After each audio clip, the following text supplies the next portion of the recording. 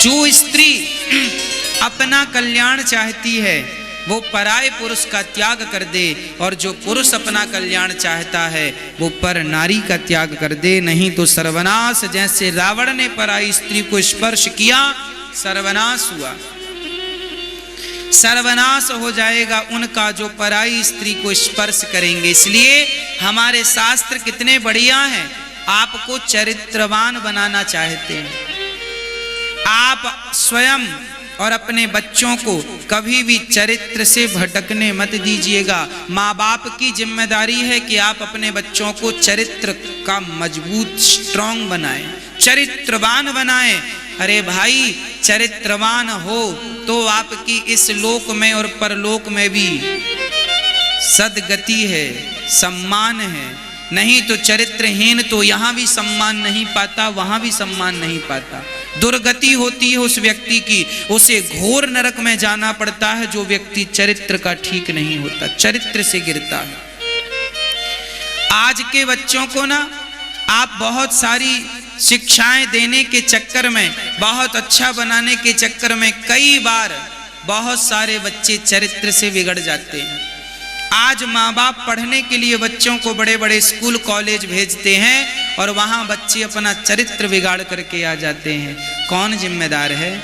मैं ये नहीं कहता कि माँ बाप जिम्मेदार हैं, पर ये जरूर कहूँगा कि बच्चों को जब अपने से दूर भेजा करो तो उनका चरित्र मजबूत करके भेजा करो। उन्हें बताओ कि बेटा, कपड़े में दाग लग गया तो छूट सकता है पर चरित्र का दाग नहीं छूटेगा। इसलिए सिखाओ, समझाओ।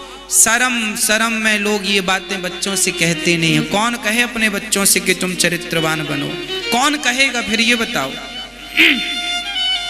आज छोटे छोटे बच्चे चरित्र से गिर रहे हैं। 10वीं 11वीं पढ़ने वाले बच्चे चरित्र से गिर रहे हैं। आपकी बेटी को गोल गोल रोटी बनाते नहीं आता पर वो प्यार करना जानती है। आपके बेटे को मोबाइल का रिचार्ज कराने के लिए 300 रुपये उसके पास नहीं है, कमाता नहीं है, पर आज के नौजवान बच्चे प्यार करते हैं। हाँ, ये प्यार व्यार करना बढ़िया जानते हैं। आजकल तो शादियां भी माँ बाप की मर्जी के बिना लव मैरिज, कोर्ट मैरिज हो जाती हैं। माँ बाप को तब पता चलता है जब बेटी ने शादी कर ली, बेटे ने शादी कर ली, तब माँ बाप को खबर लगती छोरे ने शादी कर ली। ये संस्कार क्या हमारे सनातन संस्कृति के अनुकूल हैं? नहीं। माँ बाप तुम बने हो किस लिए? केवल बच्चों को पैदा करना? तो देखो, कुत्ता बिल्ली और सुअर भी बच्चे पैदा कर रहे हैं। केवल बच्चे पैदा करना नहीं माँ बाप का कर्तव्य है, बच्चों को संस्कारी माता शत्रु पिता वैरी ये न वालो न पाठिता न शोभते सभा मध्य हंस मध्य वको यथा। जो माँ बाप अपने बच्चों को सद्गुणी और संस्कारी नहीं बनाते, धिक्कार हैं ऐसे माता पिता को जिनने बच्चे जन्म तो दिए पर संस्कारी और चरित्रवान नहीं बनाया। नारी जने जननी जने तो भक्त जने, या दाता या सूर, या से तो बंध्या भली काहे गवावे नूर।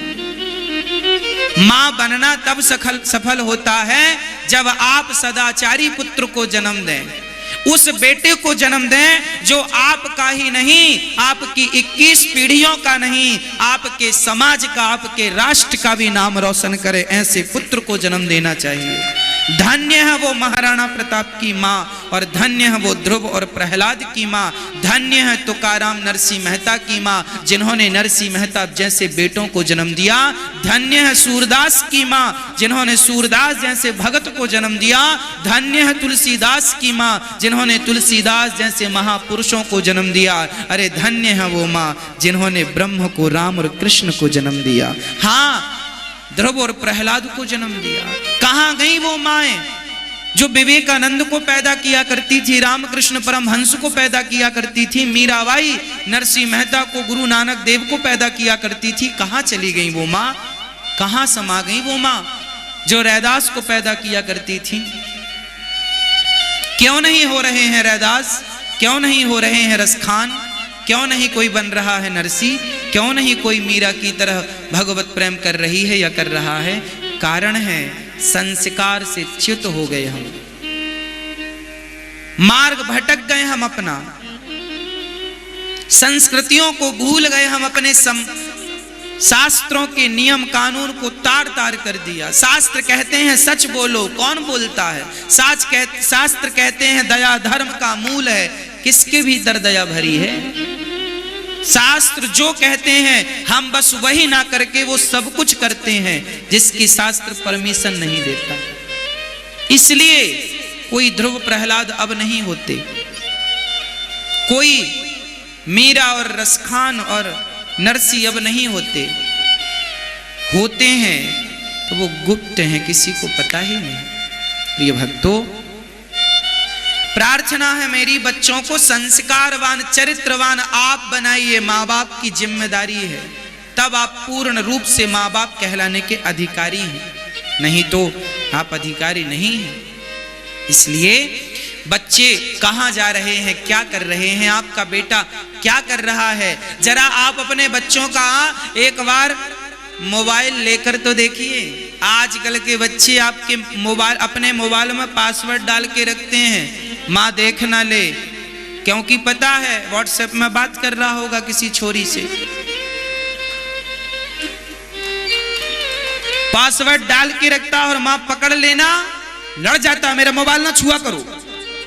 हाँ, आप मोबाइल लेती हो अपने बेटे का और आप मोबाइल लेती हो अपने बेटी का, और वो आपको आंख दिखाए, समझ लेना दाल में काला नहीं, पूरी दाल काली पड़ गई है। बहुत देर से देखा है तुमने, 2 थप्पड़ लगा उसके गाल में। क्यों नहीं देखेंगे तुम्हारा मोबाइल?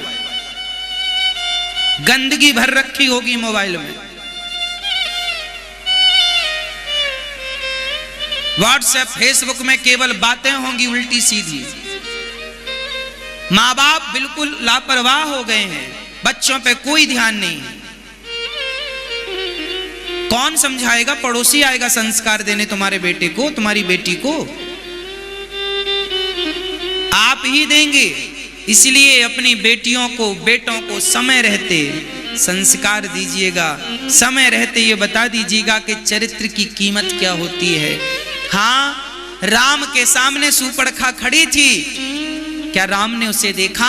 अरे भारत चरित्रवान राम चरित्र सुनवे को रसिया, राम लखन सीता मन बसिया। हम तो चरित्र की पूजा करने वाले हैं भक्तों, हम तो व्यक्ति की नहीं, व्यक्ति के चरित्र की पूजा करते हैं। ये राम ये कृष्ण क्यों भगवान हैं?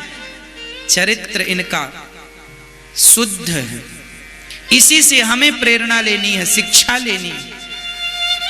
आप अपने बच्चों का ख्याल रखें, बस मेरी प्रार्थना है। नहीं तो आजकल के नौजवान बच्चे भाग जाते हैं, शादी कर लेते हैं, इतने निर्दयी हो गए हैं कि माँ बाप को भी अपनी शादी में इनवाइट नहीं करते। एक छोरा मेरे पास आया, बोला महाराज जी मैं इस लड़की से प्यार करता हूँ। मैंने कहा ठीक है, हमें क्यों बता रहा? बोले शादी करना चाहता हूँ। मैंने कहा ठीक है। बोला महाराज जी मेरी माँ मेरे पिता तैयार नहीं है, क्या करूँ? मैंने कहा तो शादी मत कर। बोले नहीं, मैं तो इसी लड़की से शादी करूंगा। फिर मैंने कहा जब डिसाइड कर लिया तो पूछता क्यों है? बोले महाराज जी आप मेरी माँ को समझाओ। मैंने कहा मैं ये बातें नहीं करता, माँ बाप ने जो कह दिया वो मान ले। अरे जिसने तुझे जन्म दिया है, अरे भाई पुत्र तो वही है जो माँ बाप की आज्ञा का पालन करे, नहीं तो वो पुत्र नहीं मूत्र की तरह है। वो क्या है?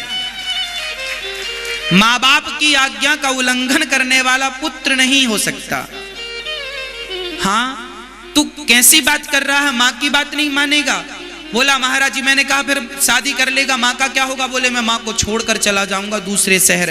मैंने उस लड़की की तरफ देखा, मैंने कहा बहन देख रही है, जो लड़का अपनी माँ को छोड़ सकता है, जिसने इसे जन्म दिया है, इसका मलमूत्र धोया है, जो अपनी माँ का ना हो सका, वो तेरा कितने दिन रहेगा? क्यों इसके चक्कर में पड़कर अपना जीवन बिगाड़ रही है? हाँ, इसलिए कहता हूं बच्चों को जरूर ये चर्चाएं सुनाओ। बेटियां मेरी जितनी बहनें सुन रही हैं, आप कान खोलकर सुन लो। आज बिगड़ेगा कुछ तो लड़कों का नहीं बिगड़ेगा, बिगड़ेगा तो आपका बिगड़ जाएगा। हाँ, आज भी हमारे भारत में एक बार लड़की किसी पुरुष के संग देखी गई तो उसकी बदनामी हो जाती है, पर लड़के देखे जाएं तो लोग कहते हैं ठीक उसकी दोबारा शादी हो जाती है। पर लड़कियों पर लोग बड़ी उंगलियां उठाते हैं। क्यों? क्योंकि चरित्रवान हमें होना चाहिए। हाँ, आज भी हमें इन बातों का ध्यान रखना चाहिए। हम यहाँ भले कोई ना जाने, देखिए आप हमें जानते हैं कि हम शुद्ध हैं, हमें ये नहीं बताना कि हम कितने शुद्ध हैं आपके लिए, पर जब मर के जाएंगे तो विधाता जरूर पूछेंगे कि तुम कितने शुद्ध हो। हमें उन्हें जवाब देना है। हमें आपसे डर नहीं लगता कि आप हमें अच्छा समझो या बुरा समझो। आप चरित्र की रक्षा इसलिए मत कीजिएगा कि दुनिया आपको अच्छा कहे। अरे भाई, चरित्रहीन व्यक्ति तो भगवान के धाम को किसी जन्म में प्राप्त नहीं करता, ये याद रखिए। भगवान के निज धाम को कभी नहीं पहुंचता वो व्यक्ति, इसलिए चरित्रवान बनिएगा। हाँ, और हर बेटी हर बेटे को शिक्षा दीजिएगा चरित्र की। यही मनुष्य मात्र का परम